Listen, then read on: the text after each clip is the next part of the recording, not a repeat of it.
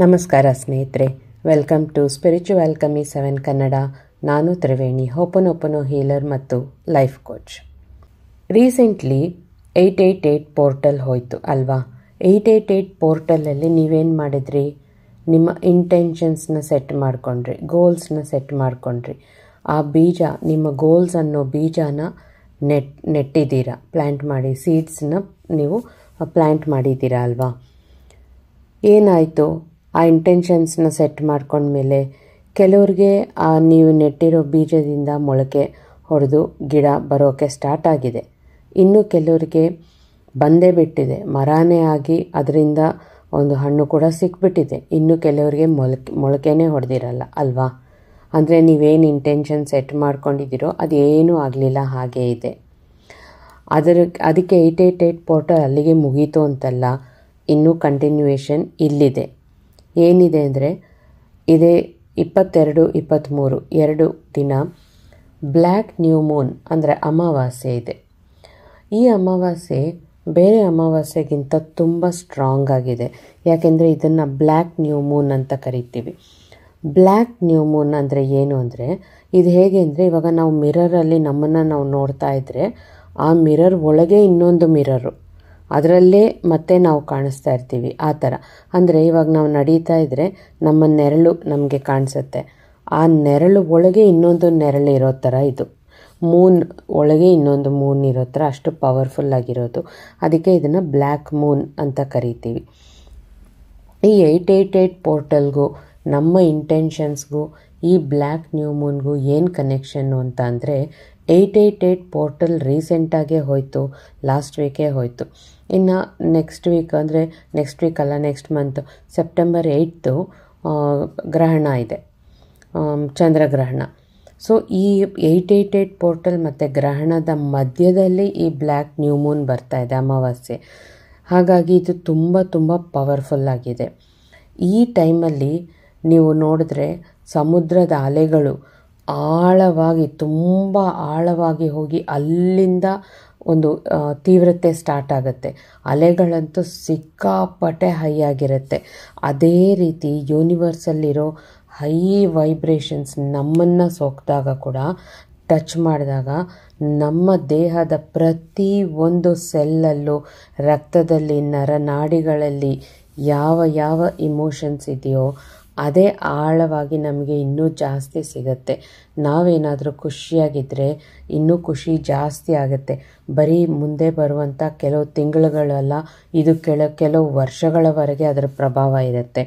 ನಾವೇನಾದರೂ ಲೋ ಫ್ರೀಕ್ವೆನ್ಸಿಯಲ್ಲಿದ್ದರೆ, ಕೋಪ ಮಾಡಿಕೊಂಡು, ಜಗಳ ಮಾಡಿಕೊಂಡು, ಯಾವಾಗಲೂ ಬೇಜಾರಲ್ಲಿದ್ದು, ನೋವಲ್ಲಿದ್ದು ಆ ಥರ ಇದ್ದರೆ ಅದೇ ಜಾಸ್ತಿ ಆಗುತ್ತೆ. ಕೆಲವು ತಿಂಗಳುಗಳು ಮಾತ್ರ ಅಲ್ಲ, ಕೆಲವು ವರ್ಷಗಳವರೆಗೂ. ಸೊ ಹಾಗಾಗಿ ನಿಮ್ಮ ಮೂಡ್ ಸ್ವಿಂಗ್ಸ್ ಹೇಗಿರುತ್ತೆ ಅದರ ಮೇಲೆ ಗಮನ ಇಡಿ. ಅಷ್ಟೇ ಅಲ್ಲ, ನೀವು ಮಾತಾಡೋ ಒಂದೊಂದು ಪದದ ಮೇಲೆ ಕೂಡ ನೀವು ಗಮನ ಇಟ್ಟು ಮಾತಾಡೋಕ್ಕೂ ಮುಂಚೆ ಒಂದು ಸಲ ಯೋಚನೆ ಮಾಡಿ ಆಮೇಲೆ ಮಾತಾಡಿ. ಏನು ಮಾತಾಡ್ತಾ ಇದ್ದೀನಿ, ನಾನು ಮಾತಾಡ್ತಾ ಇರೋ ಮಾತುಗಳಲ್ಲಿ ಏನಾದರೂ ನೆಗೆಟಿವಿಟಿ ಇದೆಯಾ, ಈ ಥರ ಆಳವಾಗಿ ಯೋಚನೆ ಮಾಡಿ. ಸೊ ಇವಾಗ 888 ಪೋರ್ಟಲಲ್ಲಿ ನಿಮಗೇನಾದರೂ ನೀವು ಬಯಸಿದ್ದು, ನೀವು ಇಂಟೆನ್ಷನ್ಸ್ ಸೆಟ್ ಮಾಡಿಕೊಂಡ್ರಿ ಅಲ್ವಾ, ಆ ಇಂಟೆನ್ಷನ್ಸು ನಿಮಗೆ ಏನೂ ವರ್ಕೇ ಆಗ್ತಾ ಇಲ್ವಾ, ಇನ್ನೂ ಸ್ಟಾರ್ಟ್ ಆಗಲಿಲ್ವಾ, ಪರವಾಗಿಲ್ಲ, ಬೇಜಾರಾಗಬೇಡಿ. ಅಲ್ಲಿ ಏನೋ ಒಂದು ನಿಮಗೆ ಬ್ಲಾಕೇಜ್ ಕ್ರಿಯೇಟ್ ಆಗಿರುತ್ತೆ. ಸೊ ಈ ಬ್ಲ್ಯಾಕ್ ನ್ಯೂ ಮೂನ್ ಅಂದರೆ ಒಂದು ಹೊಸ ಶುರುವಾತು. ಯೂಶ್ವಲಿ ಅಮಾವಾಸ್ಯೆ ಅಂದ್ರೇ ಹೊಸ ಶುರುವಾತು, ಹೊಸ ನ್ಯೂ ಬಿಗಿನಿಂಗ್ಸ್. ನೀವೇನಾದರೂ ಹೊಸದು ಸ್ಟಾರ್ಟ್ ಮಾಡಬೇಕು ಅಂದರೆ ಆ ಟೈಮಲ್ಲಿ ಮಾಡಬಹುದು. ಸೊ ಅದು ಇನ್ನೂ ತುಂಬ ಚೆನ್ನಾಗಿ ಮುಂದಕ್ಕೆ ಹೋಗುತ್ತೆ. ಈ ಬ್ಲ್ಯಾಕ್ ನ್ಯೂ ಮೂನ್ ಇನ್ನೂ ಸ್ಪೆಷಲ್ ಆಗಿದೆ. ಸೊ 888 ಪೋರ್ಟಲಲ್ಲಿ ನೀವು 7 ಇಂಟೆನ್ಷನ್ಸ್ನ, ಗೋಲ್ಸನ್ನು ಬರ್ಕೊಂಡ್ರಿ. ಆ 7 ಗೋಲ್ಸಲ್ಲಿ ನಿಮಗೆ ಕೆಲವು ಸಿಕ್ಕಿರಬಹುದು, ಕೆಲವು ಸಿಕ್ಕಿಲ್ಲ. ಅದರಲ್ಲಿ ಯಾವ್ಯಾವುದು ಸಿಕ್ಕಿಲ್ವೋ ಅದನ್ನು ಮತ್ತೆ ಈಗ ತಗೊಳ್ಳಿ, ಅದನ್ನು ಮತ್ತೆ ಈಗ ನೀವು ಮ್ಯಾನಿಫೆಸ್ಟ್ ಮಾಡ್ಕೊಳ್ಳಿ. ಖಂಡಿತ ಸಿಕ್ಕೇ ಸಿಗುತ್ತೆ, ಯಾಕೆಂದರೆ ಅಷ್ಟು ತೀವ್ರವಾಗಿದೆ. ಈ ಬ್ಲ್ಯಾಕ್ ನ್ಯೂ ಮೂನ್ ಅಂದರೆ ಹಳೆಯದನ್ನು ಇಲ್ಲಿಗೆ ಬಿಟ್ಟುಬಿಟ್ಟು ಹೊಸದನ್ನು ಶುರು ಮಾಡ್ಕೊಳ್ಳೋದು ಅಂತ ಅರ್ಥ. ಹಳೆಯದನ್ನು ಏನು ಬಿಡ್ತೀವಿ? ನಮ್ಮ ಹಳೆ ಕರ್ಮಗಳನ್ನು ನಮ್ಮಿಂದ ಕ್ಲೆನ್ಸ್ ಮಾಡಿ ಹೊಸ ಒಳ್ಳೆ ಕರ್ಮಗಳೊಂದಿಗೆ ನಮ್ಮ ಜೀವನನ ಮತ್ತೆ ಶುರು ಮಾಡ್ತೀವಿ. ಹಾಗಾಗಿ ನೀವು ಇದೊಂದು ಅದ್ಭುತ ಸುವರ್ಣಾವಕಾಶ ಅಂತಲೇ ಹೇಳ್ಬೋದು ನಿಮ್ಮ ಮ್ಯಾನಿಫೆಸ್ಟೇಷನ್ಸ್ಗೆ. ಸೊ ನೀವೇನು ಮಾಡಬಹುದು, ಇವತ್ತಿಂದ 24ನೇ ತಾರೀಕುವರೆಗೂ ಕೂಡ 25ನೇ ತಾರೀಕುವರೆಗೂ ಕೂಡ ತುಂಬ ಹೈ ಫ್ರೀಕ್ವೆನ್ಸಿ, ಹೈ ವೈಬ್ರೇಷನ್ ಇರುತ್ತೆ ಯೂನಿವರ್ಸಲ್ಲಿ. ಸೊ ಜಾಸ್ತಿ ನೀರು ಕುಡೀರಿ, ಆದಷ್ಟು ಜಾಸ್ತಿ ನೀರು ಕುಡೀರಿ. ಯಾಕೆಂದರೆ ನಮ್ಮ ದೇಹದ ಪ್ರತಿ ಒಂದು ಸೆಲ್ಗೂ, ಪ್ರತಿ ರಕ್ತಕ್ಕೂ ನೀರು ಬೇಕು. ಎಷ್ಟು ಜಾಸ್ತಿ ನೀರು ಕುಡಿದು ಎಷ್ಟು ಜಾಸ್ತಿ ಖುಷಿಯಾಗಿರ್ತೀವೋ ಅಷ್ಟು ನಮ್ಮ ಫ್ರೀಕ್ವೆನ್ಸಿ ಜಾಸ್ತಿ ಆಗುತ್ತೆ. ಹಾಗಾಗಿ ನಿಮ್ಮನ್ನು ನೀವು ಹೈಡ್ರೇಟ್ ಮಾಡ್ಕೊಳ್ಳಿ.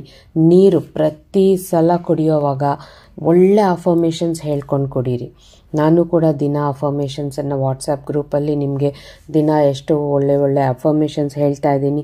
ಆ ಥರ ಅಫರ್ಮೇಷನ್ಸನ್ನು ಏನಾದರೂ ನಿಮ್ಮ ಗೋಲ್ಗೆ ರಿಲೇಟೆಡ್ ಆಗಿರುವಂಥದ್ದು ಸೆಟ್ ಮಾಡಿಕೊಂಡು ಅದನ್ನೇ ಹೇಳ್ಕೊಂಡೇ ಕುಡೀರಿ. ಪ್ರತಿ ಒಂದು ನೀರನ್ನು ತೊಟ್ಟು ನಿಮ್ಮ ಬಾಯಲ್ಲಿ ಹೋಗ್ತಾ ಇರುವಾಗಲೂ ಅದನ್ನು ಹೇಳ್ಕೊಂಡೇ ಕುಡೀರಿ. ಆವಾಗ ಅದು ನಿಮ್ಮ ನರನಾಡಿಗಳಲ್ಲಿ, ನಿಮ್ಮ ಪ್ರತಿ ಒಂದು ಸೆಲ್ಲಲ್ಲಿ ಹೋಗಿ ತಲುಪುತ್ತೆ. ಅದೇ ಜಾಸ್ತಿ ಆಗುತ್ತೆ ಈ ವೈಬ್ರೇಷನ್ಸ್ ಜಾಸ್ತಿ ಇರೋ ಸಮಯದಲ್ಲಿ. ಸೊ ವಿನಾಕಾರಣ ಬೇಜಾರಾಗಬೇಡಿ. ನೋವಿದೆ, ಬೇಜಾರಿದೆ ಅಂತ ಕೋಪ ಮಾಡಿಕೊಂಡು ಡಿಪ್ರೆಷನ್ನಲ್ಲಿದ್ದು, ಆ್ಯಂಗ್ಸೈಟಿಯಲ್ಲಿದ್ದು ನಿಮ್ಮ ಲೈಫನ್ನು ಹಾಳು ಮಾಡ್ಕೋಬೇಡಿ. ಇರೋ ಪ್ರಾಬ್ಲಮ್ಸ್ಗೆ ಒಂದು ಸೊಲ್ಯೂಷನ್ ಬೇಕಲ್ವಾ, ಅದಕ್ಕೇ ನಾವು ಈ ಮ್ಯಾನಿಫೆಸ್ಟೇಷನ್ ಮಾಡ್ಕೊಳ್ತಾ ಇರೋದು. ಸೊ ಹಾಗಾಗಿ ಪ್ರಾಬ್ಲಮ್ಸ್ ಒಂದು ಕಡೆ ಇರಲಿ, ಅದನ್ನು ಸದ್ಯಕ್ಕೆ ನಿಮ್ಮ ಮನಸ್ಸಿಂದ ತೆಗೆದಿಟ್ಬಿಟ್ಟು ಖುಷಿಯಾಗಿರಿ. ಮನಸ್ಸನ್ನು ಬಲವಂತವಾಗಿ ಆದರೂ ತಗೊಂಡು ಬಂದು ಖುಷಿಯಾಗಿರಿ. ಸೊ ಈಗ ಹೇಗೆ ಹಳೆ ಕರ್ಮಗಳನ್ನು ಹೇಗೆ ನಮ್ಮಿಂದ ತೆಗೆದು ಒಂದು ಹೊಸ ಶುರುವಾತನ್ನು ನಾವು ಶುರು ಮಾಡಬೇಕು ಅನ್ನೋದನ್ನು ನಾನು ಹೇಳ್ತೀನಿ. ಇದನ್ನು ಇವತ್ತಿಂದ 25ನೇ ತಾರೀಕುವರೆಗೂ ಬೇಕಾದ್ರೂ ಮಾಡಬಹುದು, ಅಥವಾ 22, 23 ಆ 2 ದಿನಗಳಲ್ಲಿ ಯಾವತ್ತಾದರೂ ಒಂದು ದಿನ ಕೂಡ ಮಾಡಬಹುದು. ಅದು ನಿಮ್ಮ ಅನುಕೂಲಕ್ಕೆ ತಕ್ಕಂತೆ. ಸೊ ಏನು ಮಾಡಬೇಕು ಅಂದರೆ, ಇವತ್ತಿಂದ 25ನೇ ತಾರೀಕುವರೆಗೂ ಕಂಟಿನ್ಯೂಸ್ ಆಗಿ ಡೈಲಿ ನೀವು ಮಾಡಬೇಕಾಗಿರೋ ಕೆಲಸ ಏನು ಅಂತ ಅಂದರೆ, ನೀವು ಪ್ರಶಾಂತವಾಗಿರುವಾಗ, ಯಾರೂ ನಿಮ್ಮನ್ನು ಡಿಸ್ಟರ್ಬ್ ಮಾಡದೆ, ನಿಮ್ಮ ಮನಸ್ಸು ಪ್ರಶಾಂತವಾಗಿದೆ ಅನ್ನೋ ಸಮಯದಲ್ಲಿ ಕೂತ್ಕೊಂಡು ನಿಮ್ಮ ಹೃದಯದ ಮೇಲೆ ಒಂದು ಕೈ, ನಿಮ್ಮ ಹೊಟ್ಟೆ ಮೇಲೆ ಒಂದು ಕೈ ಇಟ್ಕೊಳ್ಳಿ. ನಾರ್ಮಲ್ಲಾಗಿ ಪ್ರಶಾಂತವಾಗಿ ಬ್ರೀತ್ ಇನ್ ಬ್ರೀತ್ ಔಟ್ ಮಾಡ್ಕೊಳ್ಳಿ. ಪ್ರತಿ ಒಂದು ಬ್ರೀತಿನಲ್ಲಿ ಯೂನಿವರ್ಸ್ನ ಅದ್ಭುತವಾದ ಎನರ್ಜಿನ ನಿಮ್ಮ ದೇಹದಲ್ಲಿ ತಗೋತಾ ಇದ್ದೀರಾ ಅಂತ ಅಂದ್ಕೊಂಡು ಅದನ್ನು ಬ್ರೀತ್ ಇನ್ ಮಾಡಿ. ಪ್ರತಿಯೊಂದು ಬ್ರೀತ್ ಔಟಲ್ಲೂ ನಿಮ್ಮ ದೇಹದ ಪ್ರತಿ ಒಂದು ಭಾಗದಿಂದ ಕೂಡ ಯಾವ ಇಮೋಷನ್ಸ್, ನೆಗೆಟಿವ್ ಇಮೋಷನ್ಸ್ ಇದೆಯೋ, ಯಾವ ನೋವುಗಳು, ಆತಂಕಗಳು, ಒತ್ತಡಗಳಿದೆಯೋ ಎಲ್ಲವನ್ನು ಹೊರಗೆ ಹಾಕಿ. ಸೊ ಈ ಥರ ನೀವು ಅಂದ್ಕೊಂಡು ಬ್ರೀತ್ ಇನ್ ಬ್ರೀತ್ ಔಟ್ ಮಾಡ್ತಾ ಇರಿ. ಯಾವಾಗ ನಿಮ್ಮ ಮನಸ್ಸು ದೇಹ ಪ್ರಶಾಂತವಾಗುತ್ತೋ ಆಗ ನಿಮ್ಮ ಚಿಕ್ಕ ವಯಸ್ಸಿಂದ ಈ ಕ್ಷಣದವರೆಗೆ ನಿಮಗೆ ಗೊತ್ತಿದ್ದು ನೀವೇನಾದರೂ ತಪ್ಪುಗಳು ಮಾಡಿದರೆ, ಕೆಟ್ಟ ಕರ್ಮಗಳು, ಅದು ನೀವೇನಾದರೂ ಮಿಸ್ಟೇಕ್ಸ್ ಮಾಡಿದರೆ ಪ್ರತಿ ಒಂದು ಇನ್ಸಿಡೆಂಟ್ನ ನೆನಪಿಸ್ಕೊಳ್ಳಿ. ಆ ಇನ್ಸಿಡೆಂಟ್ಗೆ ನೀವು ಹೋಗಿ, ಈಗ ನೀವು ಆದರೆ ಚಿಕ್ಕ ವಯಸ್ಸು ಅಂದ್ಕೊಳ್ಳಿ, ಸ್ಕೂಲಲ್ಲಿ ಇದ್ದಾಗ ಏನೋ ಒಂದು ತಪ್ಪು ಮಾಡಿದ್ರಿ, ಅದು ಇನ್ನೂ ನಿಮ್ಮ ಮನಸ್ಸಲ್ಲಿ ಉಳ್ಕೊಂಡಿದೆ. ಸೊ ಈಗ ನೀವು ಆ ವಯಸ್ಸಲ್ಲಿದ್ದೀರಾ ಅಂತ ಇಮ್ಯಾಜಿನ್ ಮಾಡ್ಕೊಳ್ಳಿ. ಅದೇ ಸೀನ್ ನಿಮ್ಮ ಮುಂದೆ ನಡೀತಾ ಇದೆ ಅಂತ ಇಮ್ಯಾಜಿನ್ ಮಾಡ್ಕೊಳ್ಳಿ.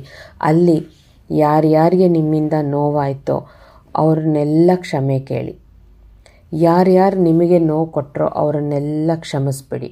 ಅದಾದಮೇಲೆ ನೆಕ್ಸ್ಟ್ ಇನ್ಸಿಡೆಂಟು, ನೀವು ಕಾಲೇಜಲ್ಲಿದ್ದಾಗ ಅಲ್ಲಿ ನಿಮ್ಮಿಂದ ಏನಾದರೂ ತಪ್ಪುಗಳಾಯ್ತಾ ಅದನ್ನೆಲ್ಲ ನೆನಪಿಸ್ಕೊಂಡು ನೀವು ಮತ್ತೆ ಅದೇ ಏಜಲ್ಲಿ ಹೋಗಿದ್ದೀರಾ ಅಂತ ಇಮ್ಯಾಜಿನ್ ಮಾಡಿಕೊಂಡು ನಿಮ್ಮ ಕಣ್ಮುಂದೆ ಆ ಇನ್ಸಿಡೆಂಟ್ಸ್ ನಡೀತಾ ಇದೆ, ಅಲ್ಲಿ ಯಾರ್ಯಾರಿದ್ದಾರೆ ವ್ಯಕ್ತಿಗಳು, ಅದನ್ನೆಲ್ಲ ಮನಸ್ಸಲ್ಲಿ ಅಂದ್ಕೊಂಡು ನಡೀತಾ ಇದೆ ಆ ಸೀನ್ ನಿಮ್ಮ ಕಣ್ಮುಂದೆ, ಅದನ್ನು ಇಮ್ಯಾಜಿನ್ ಮಾಡ್ಕೊಳ್ಳಿ. ಇಮ್ಯಾಜಿನ್ ಮಾಡಿಕೊಂಡು ಎಲ್ಲರನ್ನ ಕ್ಷಮಿಸ್ಬಿಡಿ. ನಿಮ್ಮನ್ನು ನೀವು ಕ್ಷಮಿಸಿ, ನೀವು ಕ್ಷಮೆ ಕೂಡ ಕೇಳಿಬಿಡಿ. ಇದೇ ಥರ ಮಾಡ್ಕೊಂಡು ಬನ್ನಿ ಪ್ರತಿ ಒಂದು ಇನ್ಸಿಡೆಂಟಲ್ಲೂ. ಸಪೋಸ್ ನಿಮಗೆ ನೆನಪೇ ಬರ್ತಾ ಇಲ್ಲ, ಇತ್ತೀಚೆಗೆ ನಡೆದಿದ್ದು ಮಾತ್ರ ನೆನಪಾಗ್ತಿದೆ ಅಂದರೆ ಪರವಾಗಿಲ್ಲ, ಯಾವುದು ನೆನಪಾಗ್ತಿದೆಯೋ ಪ್ರತಿ ಒಂದನ್ನು ಹೀಗೆ ಮಾಡಿ. ಆ ಇನ್ಸಿಡೆಂಟ್ಗೆ ಹೋಗಿ ನಿಮ್ಮ ಕಣ್ಮುಂದೆ ನಡೀತಾ ಇದೆ, ಅಲ್ಲಿ ಯಾರ್ಯಾರಿದ್ದಾರೆ, ಯಾರ್ಯಾರನ್ನ ನೀವು ಕ್ಷಮಿಸ್ಬೇಕೋ ಕ್ಷಮಿಸ್ಬಿಡಿ, ಯಾರ್ಯಾರನ್ನ ನೀವು ಕ್ಷಮೆ ಕೇಳಬೇಕೋ ಕೇಳಿಬಿಡಿ. ಆ ಥರ ಮಾಡ್ಕೊಂಡು ಬನ್ನಿ. ಆವಾಗೇನಾಗುತ್ತೆ, ಹಳೆ ಕರ್ಮಗಳನ್ನು ಇಲ್ಲಿಗೆ ನಾವು ನಮ್ಮಿಂದ ತೆಗೆದಾಕ್ತಾ ಇದ್ದೀವಿ. ಸೊ ಇದರಿಂದ ಏನಾಗುತ್ತೆ, ನಮ್ಮ ದೇಹದಿಂದ ನಮ್ಮ ಮನಸ್ಸಿಂದ ಹಳೆ ಕರ್ಮಗಳೆಲ್ಲ ರಿಲೀಸ್ ಆಗಿ ನಮ್ಮ ಫ್ರೀಕ್ವೆನ್ಸಿ ಇನ್ನಷ್ಟು ಹೆಚ್ಚಾಗುತ್ತೆ. ಸೊ ನಿಮ್ಮ ಫ್ರೀಕ್ವೆನ್ಸಿನ ಈ ರೀತಿ ಹೆಚ್ಚು ಮಾಡ್ಕೊಳ್ಳಿ ಡೈಲಿ. ಇವತ್ತಿಂದ 25ನೇ ತಾರೀಕುವರೆಗೂ ಕೂಡ ಮಾಡಿ ಇದನ್ನು. ಸೊ ಮ್ಯಾನಿಫೆಸ್ಟೇಷನ್ ಹೇಗೆ ಅಂದರೆ ಯಾವಾಗಲೂ ಮಾಡೋ ಥರನೇ ನೀವು ಕ್ಯಾಂಡಲ್ ಅಥವಾ ದೀಪ ಹಚ್ಕೊಳ್ಳಿ, ಪ್ರಶಾಂತವಾಗಿ ಕೂತ್ಕೊಂಡು ಈಗ ಕರ್ಮಗಳೆಲ್ಲ ನಾವು ಡೈಲಿ ತೆಗಿತಾ ಇರೋದ್ರಿಂದ ನಿಮ್ಮಲ್ಲಿರೋ ನೆಗೆಟಿವ್ ಥಾಟ್ಸು ಅದನ್ನೆಲ್ಲ ತೆಗೆದುಹಾಕೋ ಒಂದು ಪೇಪರದ್ದು ಬೇಡ. ಬರೀ 2 ಪೇಪರ್ ತಗೊಳ್ಳಿ. ಗ್ರ್ಯಾಟಿಟ್ಯೂಡ್, ಆ್ಯಕ್ಚುಲಿ ಗ್ರ್ಯಾಟಿಟ್ಯೂಡ್ ಅಂದರೆ ಏನು? ಕೃತಜ್ಞತೆಗಳು ಅದಕ್ಕೆ ಎಷ್ಟು ಪವರ್ ಇದೆ ಅಂದರೆ, ಸುಮ್ಮನೆ ನೀವು ವಿನಾಕಾರಣ ಕುತ್ಕೊಂಡು ಕಣ್ಣು ಮುಚ್ಕೊಂಡು ಹೃದಯದ ಮೇಲೆ ಕೈ ಇಟ್ಕೊಂಡು ಥ್ಯಾಂಕ್ ಯು ಅಂತ ಮನಸ್ಸಿಂದ ಹೇಳ್ತಾ ಇರಿ. ನಿಮ್ಮ ಮನಸ್ಸು, ನಿಮ್ಮ ಹೃದಯ, ನಿಮ್ಮ ದೇಹ ಎಷ್ಟು ರಿಲ್ಯಾಕ್ಸ್ ಆಗುತ್ತೆ. ನಿಮ್ಮ ದೇಹದಲ್ಲಿರೋ ಪ್ರತಿ ಒಂದು ಸೆಲ್ ಕೂಡ ಅರಳುತ್ತೆ. ಸೊ ಅಷ್ಟು ಪವರ್ಫುಲ್ ಆಗಿದೆ ಈ ಗ್ರ್ಯಾಟಿಟ್ಯೂಡ್ ಅನ್ನೋದು. ಸೊ ನೀವು ಇವತ್ತಿಂದ ಕೂಡ ಮಾಡ್ತಾ ಇರೋ ಪ್ರತಿ ಒಂದು ಕೆಲಸಕ್ಕೂ, ನೀವು ಯೂಸ್ ಮಾಡ್ತಾ ಇರೋ ಪ್ರತಿಯೊಂದು ವಸ್ತುವಿಗೂ, ನಿಮ್ಮ ಕಣ್ಮುಂದೆ ಬರೋ ಪ್ರತಿಯೊಬ್ಬ ವ್ಯಕ್ತಿಗೂ ಧನ್ಯವಾದಗಳನ್ನು ಹೇಳ್ಕೊತಾನೆ ಇರಿ ಮನಸ್ಸಲ್ಲಿ. ಸೊ ನೀವು ಇವಾಗ ಮ್ಯಾನಿಫೆಸ್ಟೇಷನ್ಗೆ ದೀಪ ಅಥವಾ ಕ್ಯಾಂಡಲ್ ಹಚ್ಕೊಂಡ್ರಿ, ಒಂದು ಗಾಜಿನ ಲೋಟದಲ್ಲಿ ನೀರು ಇಟ್ಕೊಳ್ಳಿ, ಗ್ರ್ಯಾಟಿಟ್ಯೂಡ್ಸನ್ನು ಬರೀರಿ. ಎಷ್ಟು ಗ್ರ್ಯಾಟಿಟ್ಯೂಡ್ಸ್ ಅಂದರೆ 25ರಿಂದ 30 ಬರೀರಿ.